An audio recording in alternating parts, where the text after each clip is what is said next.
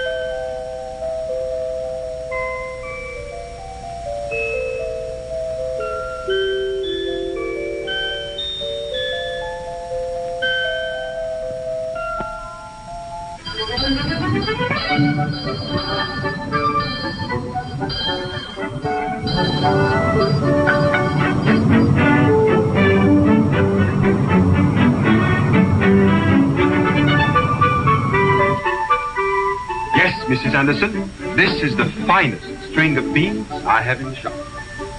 I wouldn't say so. Different opinions make the world an interesting place to live in, Mrs. Anderson. How much? Didn't you hear me, young man? How much for the beads? $37. What did you say? $37. Are you serious, Peter Fable? But of course I'm serious. This is Christmas Eve, Mrs. Anderson, not April 1st. And I'm never the fool, not even on April 1st. How much for the beads and no nonsense? $37. Well, you must be out of your mind. Those are beautiful beads. So who do you think you are, Tiffany's? I once had a dream that I owned it. Well, it's time you woke up, young man. I'm wide awake right now, Mrs. Anderson. But they're for my daughter. Lovely girl.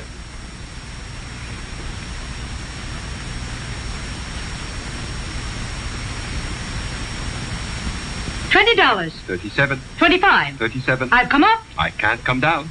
Very well. I'll have to take my shopping elsewhere, young man. No matter where you shop, Mrs. Anderson, God bless you. And a very Merry Christmas to you. Sorry? No.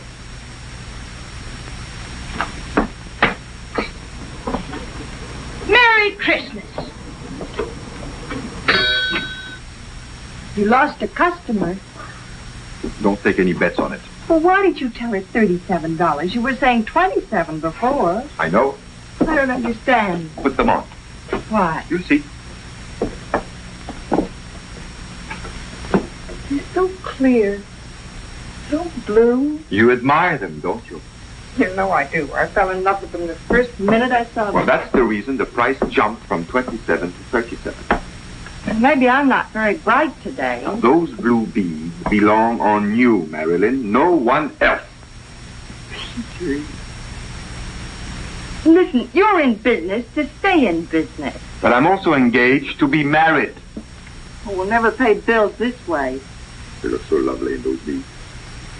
You're so impractical. There's such a thing as being too practical. All right, I'm going to be too practical.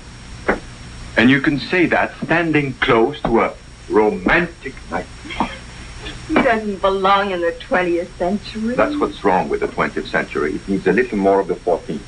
Nevertheless, these beads are going back on sale and for $27. For a limited time only, until I close up tonight. After that, it's the 14th century. And then, they're yours. Mrs. Loomis, you didn't have to come today. If I get your shop all cleaned up today, I can enjoy myself tonight, tomorrow, and the next day. Well, don't clean it up and enjoy yourself anyway.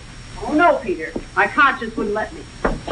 How are you, Marilyn? Fine, and you, Mrs. Loomis? Oh, the holiday spirit. That's a good way to be. Say, it's Christmas Eve.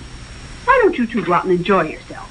Well, I can take care of any last-minute shoppers that come in. What do you think? But don't you want to go? Well, yes, but... Then go. You'll just be in my way hanging around here. You're not a human being, you're a plant. Rooted to this place. Here, cash. I want to see Smith's window. Good. Out you go, Peter Fable, and no back talk. Thank you, Mrs. Loomis. Mrs. Loomis, if anyone asks to see those blue beads in the window, they're for sale and they're $27. Oh, but a millionaire could afford But them. anyway, don't bring them to anyone's attention. If anyone asks to see anything, take them out of the window. Now wait, and just one at a time. Merry Christmas, Mrs. Loomis. And the same to you, my dear.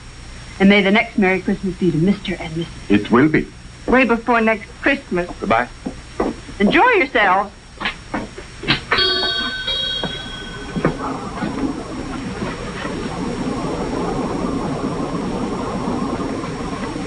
Even from out here, they're so clear, so blue.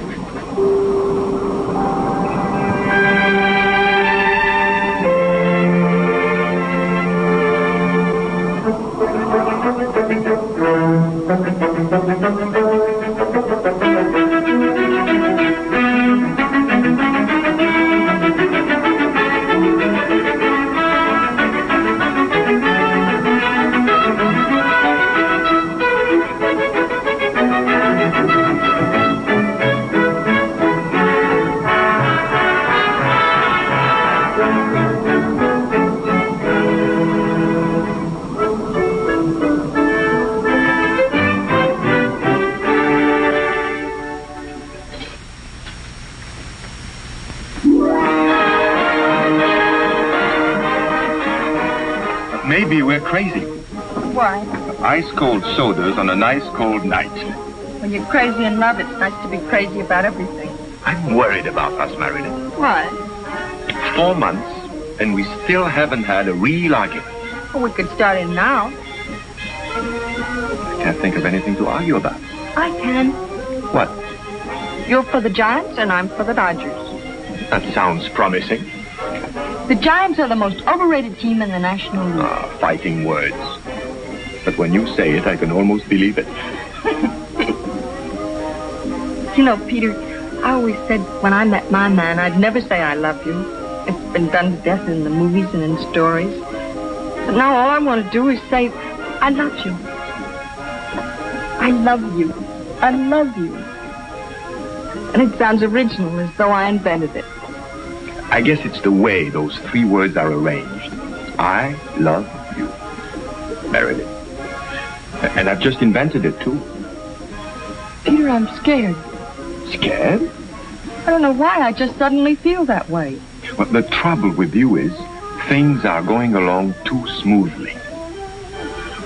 Oh, I know, I'm just being silly. Well, you even have to learn to accept smoothness and make the best of it. Maybe it's just that it's hard for me to believe I was so miserable when I came here a year ago. Misery, stay away from Marilyn's door.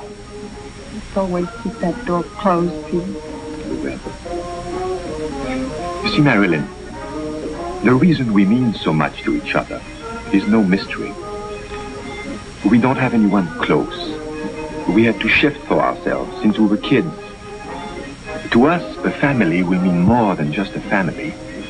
It will mean no more loneliness. That someone cares what happens to you. Listen, we're going to be the family of them all. The family of them all. You, me, and our children.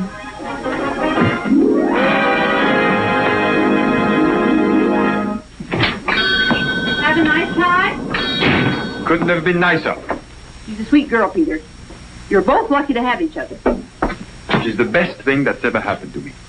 And just in the nick of time, too. You were beginning to talk to yourself. No kidding. Oh, yes. Well, don't tell anyone.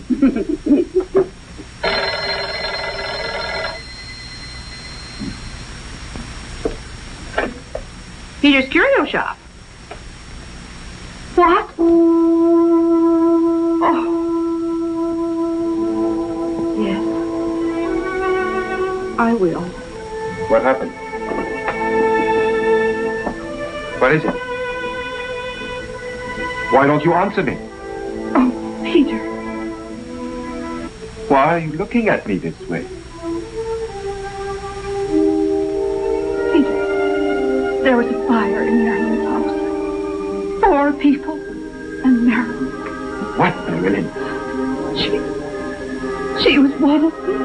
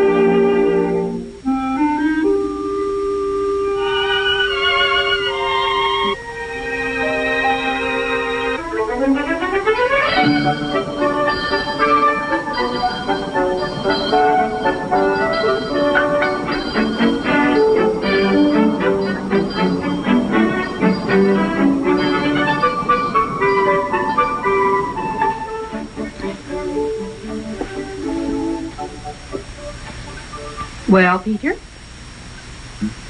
Are those beads being put up for sale? For sale? It's 3 years you've kept them. I've just been wondering. They were here? Not out in the open. If you want my opinion, Peter, it's best not to cling to memories that hurt. Whoever wants to buy them can have them. I'm glad to hear it. 3 years of holding on to them is too long a time. Oh, Merry Christmas to you both. Merry Christmas to you, Mr. Stark. Peter, I'm in a hurry. What can you recommend for a favorite niece? Peter has just the thing, Mr. Stark. That string of blue beads. Oh, very nice. And the price? $37. What did you say? $37. But, Peter... What? It's $37. Take it or leave it. Yeah, but this is Christmas Eve. Who's going to buy them if I don't? Christmas Eve comes every year. And next year, these beads may be out of fashion. Let me be the judge of that. I'm going to tell you something, Peter Fable. For a young man, you certainly have become old in a hurry. I've never seen such a change in anyone. What's more, although you have a perfect right to say no to me, you have no right to say it in that tone of voice.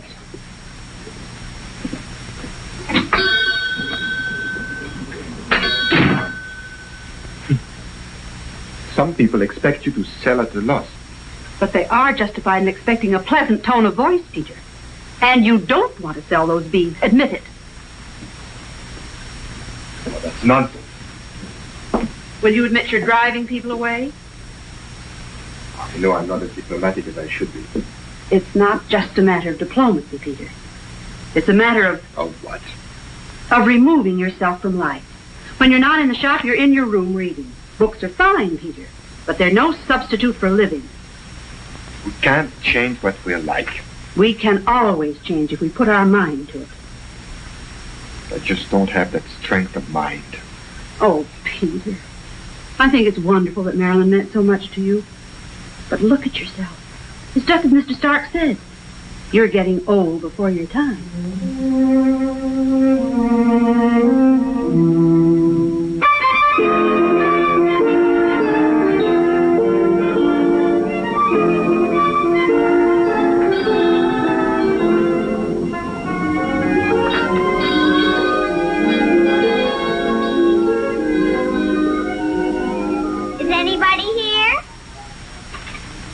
I'm here. Oh, you scared me.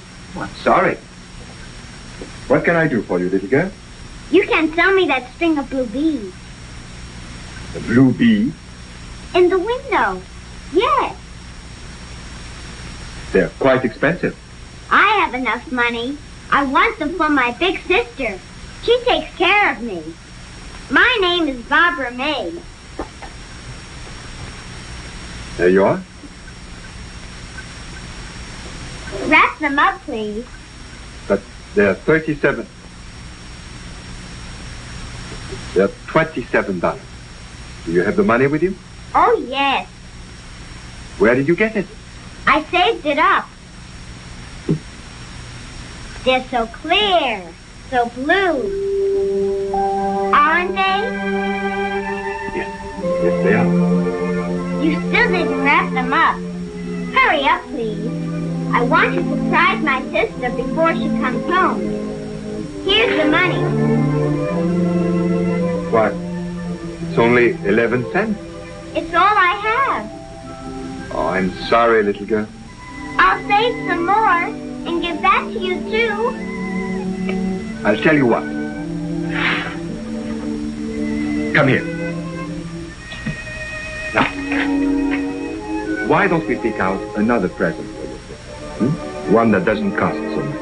I want the beads. But I'd love to give them to you, Barbara, but I can't. You see? I can't. Now, how about another present? I don't want another present. I want just this one. And if you won't give it to me, I don't want anything else.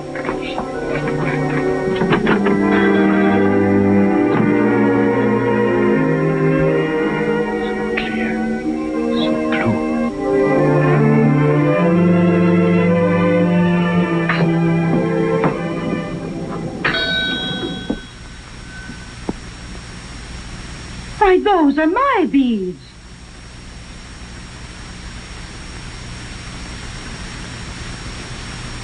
No, I just sold them, Mrs. Anderson. For $37? Not quite. How much? 11 cents.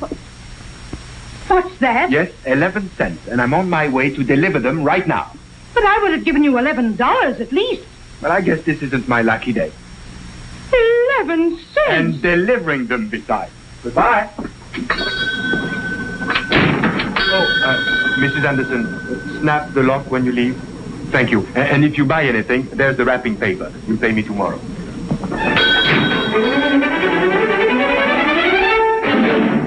Her name is Barbara May, and she has an older sister. Barbara May? Yes, about 6 years old. And an older sister. That's right. What's her name? I don't know. You don't? No, I never met her. Well, and how do you know she's good looking?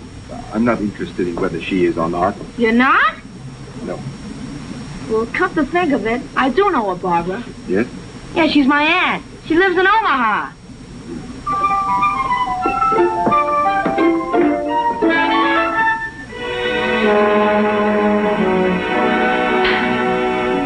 She a little brown-haired girl? Yes. Right, would you say? Yes, very. Got an older sister who's a blonde? I've never seen her. What do you want with him? The little girl left something in my shop. Are you sure you're not a bill collector? Oh, no, positive. Can't you leave people alone on a Christmas Eve? I'm not a bill collector. Prove it. This is what the little girl left in my shop. Well, it's just that I don't want to make trouble for people, especially on a night like this. It's the house on the corner, first floor. Thank you.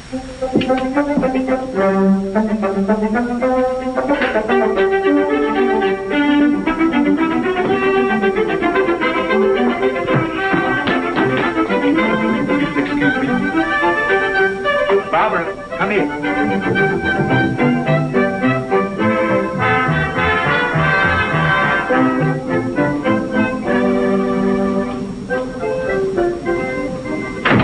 Is your sister home? Not yet. Good. Here is what happened. I couldn't sell the blue beans, so I thought I'd better get something for them. Anything. So I thought of you. Oh! Here they are. You can have them for 11 cents. What's the matter? I don't have 11 cents now. I only have 9 cents because I spent 2 cents for candy. It's all right. I'll take the 9 cents. You really will? Yes, I will. I'll be right back. Don't go away. Good.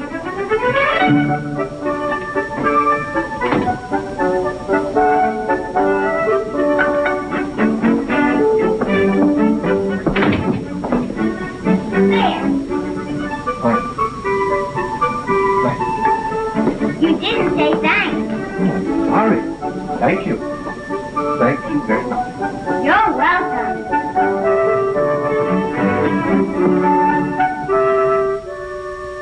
You were right. We could do with a little more of the 14. Yes? Did you make a sale to a little girl about an hour ago? To a little girl? Little girl with braids? Yes. Yes, I sold them to her. But I know they cost much more than the 9 cents she paid. I wanted to make her happy, and she wanted to make you happy. It's a good time of year for happiness. Still, I couldn't possibly accept it. Besides, she gave all she had. I just wouldn't feel right taking... Present from a little sister? Why don't you put it on? Well... Go ahead.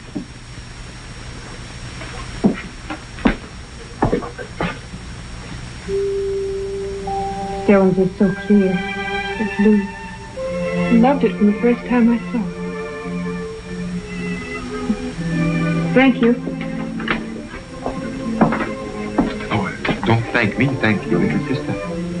Oh, I'm closing up now. May I walk you home? Oh, I don't like to put you to that trouble. But it's no trouble at all. Absolutely none.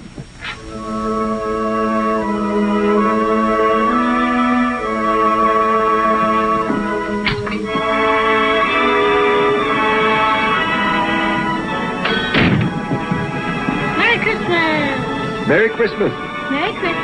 Merry Christmas.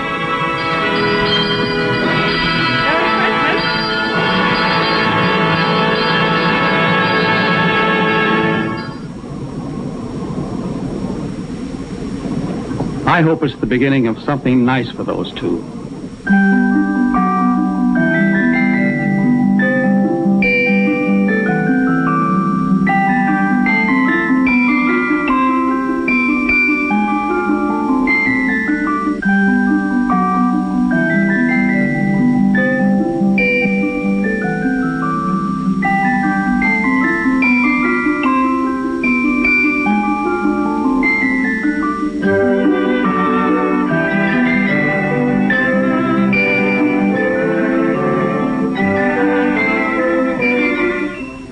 We all know everybody likes a well-told story.